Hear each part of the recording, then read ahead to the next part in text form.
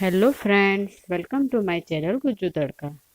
જો તમે મારી ચેનલ પર નવા છો તો પ્લીઝ મારા ચેનલને લાઈક અને શેર કરો. તો ફ્રેન્ડ્સ, આજે હું લઈને આવી છું મેંગો મલાઈ કુલ્ફી, જે બનાવવામાં એકદમ ઇઝી છે અને એમાં આપણે ગેસની પણ જરૂર નથી. તો ચલો આપણે બનાવવાનું શરૂ કરીએ. તો સૌપ્રથમ આપણે અહીંયા પાકી કેરી લઈશું. તો અહીંયા મેં કેસર કેરી લીધેલી છે 3.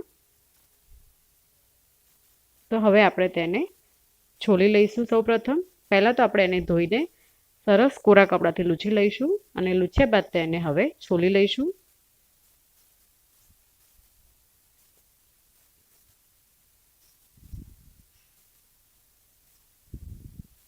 તો અહીંયા કેરી છોલાઈ ગઈ છે, તો આપણે આ રીતના તેના પીસ કરીને સમારી લઈશું.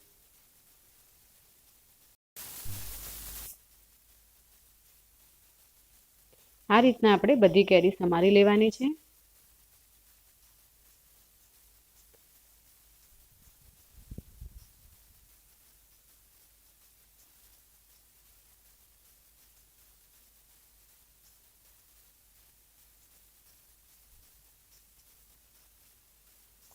ત્યારબાદ હવે આપણે એક મિક્સર જાર લઈશું અને તેમાં જે સમારેલી કેરી છે તેને આપણે આમાં લઈ લઈશું.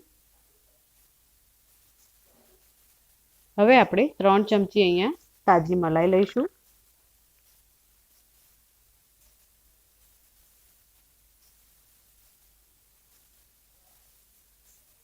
ત્યારબાદ આપણે 4 થી 5 ચમચી અહીંયા શુગર લઈશું. કેરી અહીંયા ગળી જ હોય છે એટલે એના માટે આપણે શુગર ઓછી લઈશું. તો પણ તમારે ટેસ્ટ પ્રમાણે શુગર લઈ લેવાની અને થોડું દૂધ ઉમેરીને આપણે તેને બ્લેન્ડ કરી લઈશું.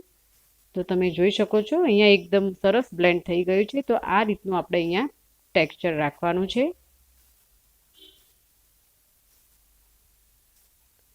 ત્યારબાદ આપણે અહીંયા આ રીતનું મોલ્ડ લઈશું અને તે મોલ્ડમાં આપણે ભરી લઈશું.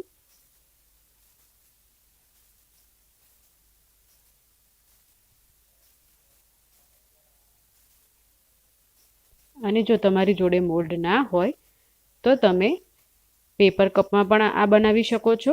અધરવાઇઝ અહીંયા મેં તમને એક મટકા ગુલ્ફીનું પણ જે આવે છે તે મોલ્ડ લઈને બતાવ્યું છે, તો આપણે તેમાં પણ બનાવીશું. તો આ રીતના આપણે એમાં પણ ભરી લઈશું.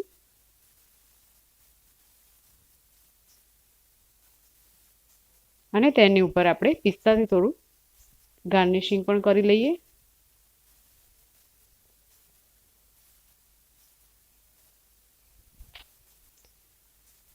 હવે આપણે તેને ઢાંકણ રાખીને સાઈડમાં મૂકી દઈશું અને આ જે મોલ્ડ ભરેલા રેડી છે તેને એકવાર ટેપ કરી લઈશું અને એલ્યુમિનિયમ કોઇલથી આપણે ઉપર રેપ કરી લઈશું.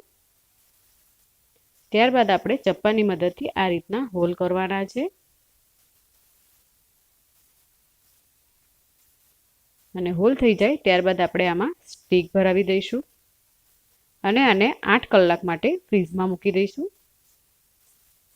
તો 8 કલાક થઈ ગયા છે અને આપણે ફ્રીઝરમાંથી બહાર કાઢી લીધું છે. તો હવે આપણે એલ્યુમિનિયમ કોઇલ જે છે તેને બહાર કાઢી લઈશું અને હવે આપણે પાણી લઈશું અને પાણીમાં તેને 20 થી 30 સેકન્ડ માટે બોળી રાખીશું.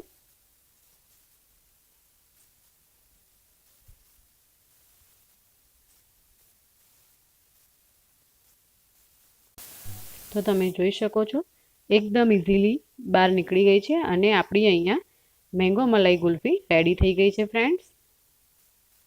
તો આપણે આ રીતના બધી મેંગો મલાઈ ગુલ્ફી બહાર કાઢી દઈએ. તો આપણે જે મટકા ગુલ્ફીમાં પણ બનાવ્યું છે તે પણ જોઈ લઈએ. છે ને એકદમ સરસ. તો ફ્રેન્ડ્સ, આ ઉનાળામાં તમે પણ આ રેસીપી ઘરે ચોક્કસ બનાવો અને કેવી બની છે તે કમેન્ટ કરીને મને જરૂર જણાવો.